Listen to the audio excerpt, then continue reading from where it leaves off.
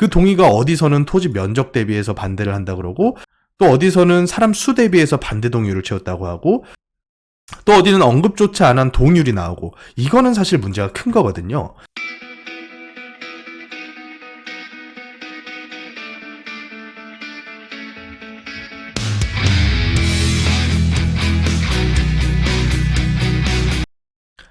안녕하세요. 부동산 해결사 솔로몬입니다. 자, 우리가 뭔가를 새로 시작하려고 할 때 그 시작점이 미미하더라도 끝이 창대하기를 바라죠. 하지만 완전히 거꾸로 가고 있는 사업이 하나 있습니다. 시작은 창대했으나 그 끝이 미약해지고 있는 모아타운입니다. 자, 모아타운이 처음 출범했었던 작년 초만 하더라도 굉장히 대대적인 홍보가 있었습니다. 모든 서울의 저밀도 지역들 다 갈아엎어서 4년 이내 입주시킬 것처럼 홍보를 했었는데, 최근에는 이미 후보지로 선정된 61군데 중에서도 잡음이 굉장히 많이 들려오고 있는 상황이죠. 그래서 어느 지역들에서 그런 잡음이 들려오나 한번 봤더니 일원동 대청마을, 개포동, 반포동, 방배, 삼전, 합정, 이런 서울의 아주 좋은 핵심 주요 지역들에서 잡음이 들려온다는 얘기가 나와요. 그 잡음의 원인을 봤을 때 단독 다가구 통건물 소유자 분들은 전부 다 반대를 하시고요. 나머지 투자를 해놓으셨던 다세대 소유주 분들만 찬성을 하는 그런 상황이 현재 빚어지고 있죠. 그런데 이런 혼란스러운 상황을 점점 더 심하게 만드는 것이 저는 이런 점이라고 봐요. 동의율에 대한 제대로 된 요건을 모르는 분들이 너무 많다. 공무원도 마찬가지고요.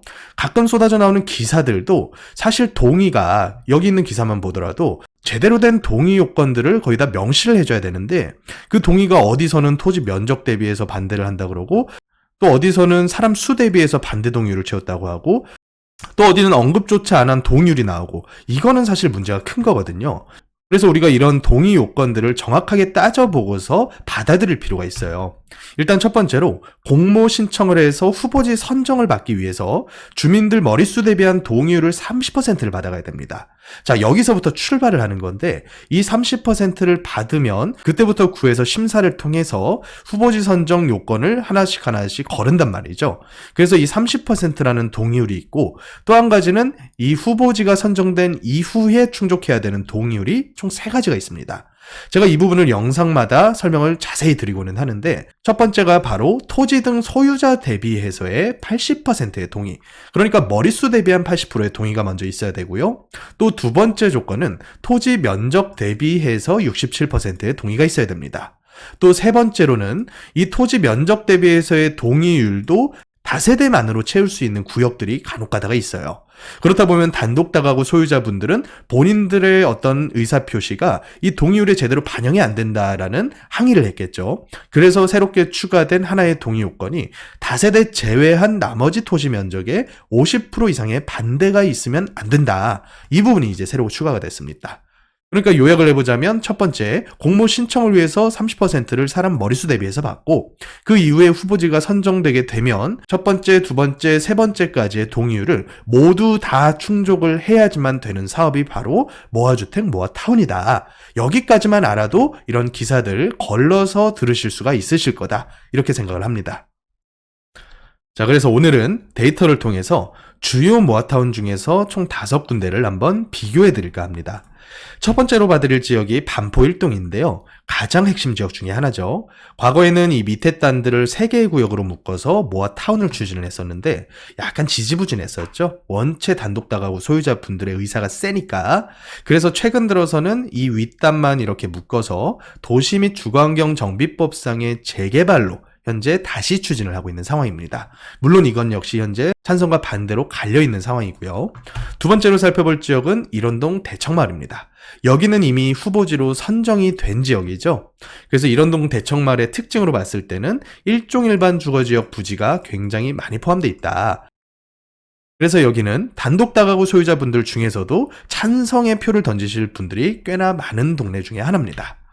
자, 세 번째로는 자양 4동 모아타운 후보지인데요. 여기 역시 현재 모아타운 후보지로 선정되어 있는 상황이고, 지금 해제 수순을 밟고 있다라는 기사가 계속 나오고 있는 상황이죠. 하지만 추진을 멈추지는 않았습니다. 현재도 조합원 중에 일부는 모아타운 해제는 말도 안 되는 거다 라면서 구에다가 항의를 하고 있는 그런 상황이고요. 자, 네 번째로는 삼전동 상단, 그리고 다섯 번째는 삼전동 하단, 이런 식으로 총 5군데의 사업지를 비교를 한번 해볼까 합니다. 자, 첫 번째로 노후도부터 한번 볼 텐데, 노후도를 보는 가장 큰 목적은 모아주택 모아타운이 넘어지더라도 재개발로서 다시 추진할 만한 노후도가 찾는지 이 부분을 분석하기 위해서입니다. 기본적으로 모아주택 모아타운은 노후도를 20년 기준으로 보고요. 모아타운은 50%, 모아주택은 57%의 노후도만 충족을 해도 사업을 진행을 할 수가 있습니다. 그렇다 보니까 서울의 웬만한 저밀도 지역에서는 이 정도 노후도도 충족하지 못하는 데는 거의 없습니다. 그래서 모아주택 모아타운으로서의 노후도는 이런 식으로 대부분 다 차고 넘칠 정도로 충족을 해 있는 상황인데, 문제는 재개발에 대한 노후도는 기준이 훨씬 더 강하다는 거죠. 과거의 도시및주거환경정비법이 2003년 제정됐을 때만 하더라도 이 재개발 사업은 산동네 달동네를 갈아엎는 사업이었습니다. 그래서 현재에도 이 기준을 충족할 수 있는 구역은 별로 흔치는 않죠. 그런데 이 5개 구역들 중에서 대청마을과 자양사동은 30년 기준에서의 67%라는 도정법상 재개발의 노후도도 넘어가 버린 상황이죠. 그래서 이 지역들 같은 경우에는 만약에 모아주택 모아타운으로서 추진이 잘 안 되더라도 재개발로서 진행하기에도 노후도가 충분하다. 여기부터 일단 출발을 해야 될 것 같고요. 또 나머지 3개 구역 같은 경우에는 아직까지는 30년 기준의 노후도가 충족하지 못했습니다. 하지만 반포일동은 제가 별도로 25년 차의 노후도도 한번 계산을 해봤더니 몇 개월에서 한 1년여 가량만 흘러도 노후도가 거의 60%를 넘어가 버립니다. 그래서 이 지역 같은 경우는 신축 쪼개기가 새롭게 되지만 않는다면 근시일 내에 노후도가 충족할 가능성이 높은 지역이고요.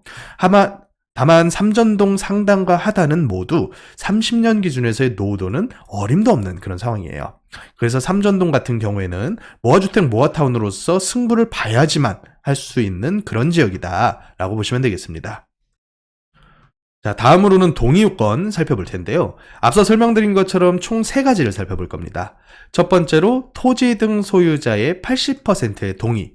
이 80%의 동의율은 어디서 출발을 하냐면 다세대 주민들의 비중으로부터 출발을 합니다.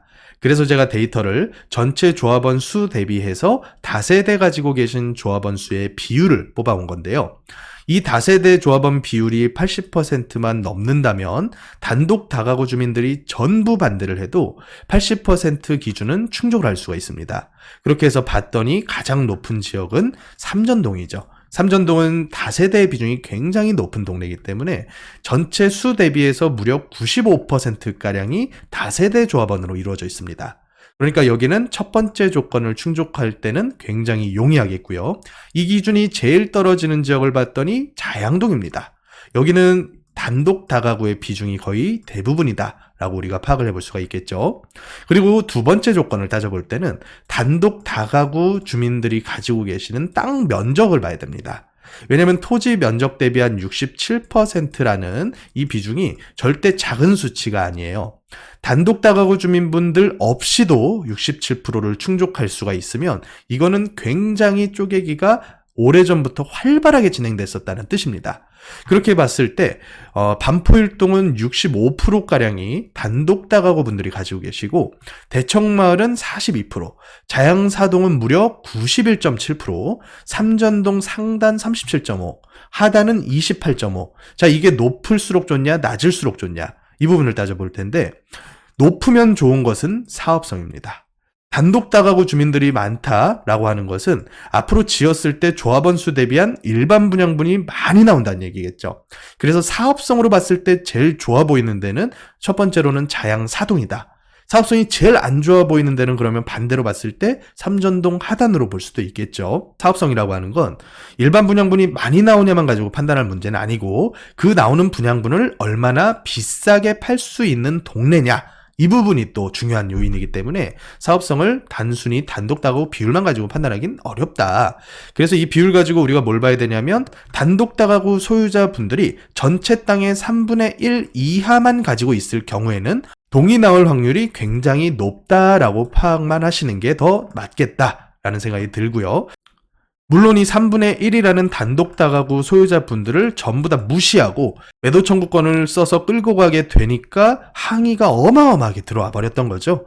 그래서 부랴부랴 한 가지 요건을 더 끼워 넣은 것이 바로 이 3분의 1 이하의 단독 다가구 소유자라고 하더라도 이분들 중에서 절반 이상은 동의를 해야 된다라는 요건을 끼워 넣은 겁니다.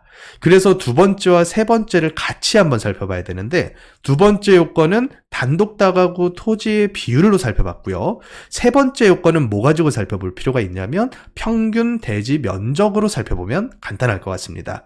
왜냐하면 단독 다가구 소유자분들 중에서 자양사동처럼 조금은 작은 면적의 다가구 대지를 가지고 계시는 분들은 도로 전면 상태가 별로 안 좋다면 본인들만의 땅 가지고는 다세대 건축 설계가 제대로 안 나오는 경우가 많거든요. 즉 40평 가지고 내가 제대로 된 소유권 행사 못할 확률이 높다는 얘기입니다.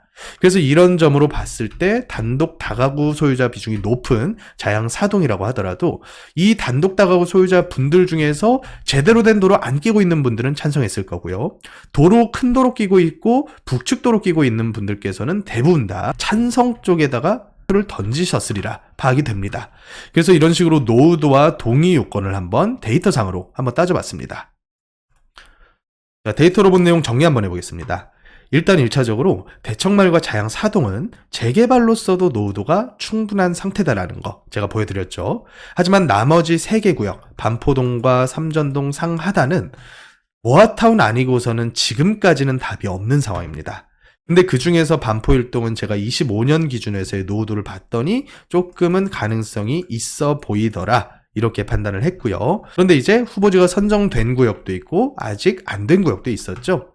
그런데 후보지 선정된 구역을 먼저 봤을 때 후보지 선정되면 4년 안에 입주한다? 오세훈 시장이 홍보했었던 내용이죠. 저는 이거 꾸준히 거짓말이다 라고 얘기를 해왔었습니다. 가로주택 정비 사업이라고 하더라도 오히려 동의 요건이 정비법상의 사업들보다 더 강화된 사업이기 때문에 후보지 선정 이후에 조합 설립까지 가려면 수년의 세월이 걸리는 게 정상입니다. 그리고 그 이후라고 하더라도 언제든지 사업성이나 비용의 문제 때문에 시간이 딜레이 될 확률 굉장히 높고요. 이 사업이 이런 식의 슈퍼블록으로 추진되는 지역들은 해당 지역들 이주시키는 데만 하더라도 1년 이상의 세월이 걸려버립니다. 자, 그러면 이주하고 철거하고 착공하는 데만 2년가량의 세월이 걸릴 거고요. 거기서부터 터파기 하고 조합원 분양, 일반 분양 다 맞춰서 공사하는 세월 3년 잡으면 이거 모아타운도 재개발하고 똑같이 잘 돼봤자 평균 10년이다. 저는 이렇게 주장을 합니다. 그래서 앞서가는 시범 지역들은 물론 빨리 갈 수가 있습니다. 번동이라던가 면목동 일부 구역들, 거기는 정부에서 아예 시범구역으로 선정을 했으니까 이미 관리계획까지 수립되어서 이제 조금 있으면 이주 떠난단 말이죠. 그런데 나머지 민간사업 진행하는 구역들은요, 이거 재개발하고 똑같습니다. 앞으로 얼마나 걸릴지 모르는 사업이고, 이거 내 집 마련으로서 4년 안에 입주할 줄 알고 사놓으셨던 분들은 투자 목적으로서 그 마인드를 좀 변화시킬 필요가 있을 것 같습니다. 자, 그럼 투자자는 어떻게 투자해야 되느냐? 이게 오늘의 핵심 내용인데요. 이런 식으로 제가 후보지가 선정되더라도 삐걱거리는 거 보여드렸고요. 후보지 선정 안 된 상황이어도 피 붙는 거 여러 영상들에서 설명드렸습니다. 그래서 합리적인 투자자라면 작은 금액 묻어둘 수 있는 좋은 입지의 지역들 찾아가서 후보지 선정 이전에 예정구역 투자하는 게 훨씬 더 맞다. 단순히 후보지 선정됐다고 아파트 되는 거 아닙니다. 그래서 그 전에 들어가서 후보지 선정 다가왔을 때 얻어지는 1차 수익 구간 프리미엄을 먹고서 내가 빠질 건지 그때 가서 결정하면 되는 문제거든요. 만약에 여기서 동의까지 잘 나와준다면 쭉 끌고 가면 되는 문제고요. 그래서 어찌됐든지 간에 지금 프리미엄이 많이 붙어있는 이런 구역들은 후보지 선정된 상황이라고 하더라도 자칫 잘못해서 사업이 진행이 안 돼버리면 프리미엄 빠지는 거 한순간일 거다. 그래서 피 많이 주고 사지 말란 얘기를 제가 덧붙이도록 하겠습니다. 자, 지금까지 부동산 해결사 솔몬이었습니다.